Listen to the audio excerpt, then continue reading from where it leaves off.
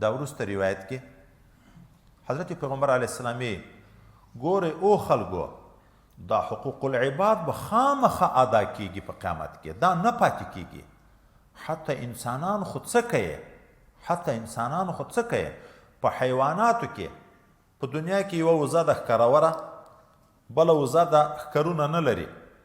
دا ښکرورې وزې بېښکرو چې په دنیا کې ویلې مخلوق ده، یو په بل ظلم وکړه، الله تعالی په قیامت کې هغه بېښکرو ته ښکرونه ورکوي، هغه به هغه ښکروره وزه دومره ویي لکه په دنیا کې چې دا ویل.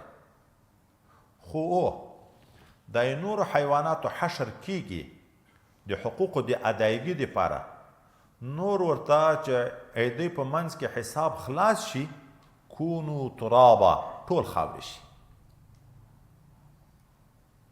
جهنم ته بیا حیوانات نه ځي. دا چې څومره رددناه اسفل سافلین چې انسان تر هر چا بهتر ده، خو بیا تر هر چا بدترم ده، تر هر مخلوق بهترم ده، تر هر مخلوق بیا بدترم ده. هغه دا چې مجرم وي بیا تر خره و تر سپي و تر خنزیر هم بدتر شي، ځکه هغه یو هم جهنم ته نه ځي. خو دا انسان به بیا جهنم ته هم روان وي. ځکه هم یا لیتنی کنتو ترابا چې کافر ویي، یو قول دا ده چې دا معنی زه دم سپی وای خر وای خو چې نن بیرته خاورې شوی وای.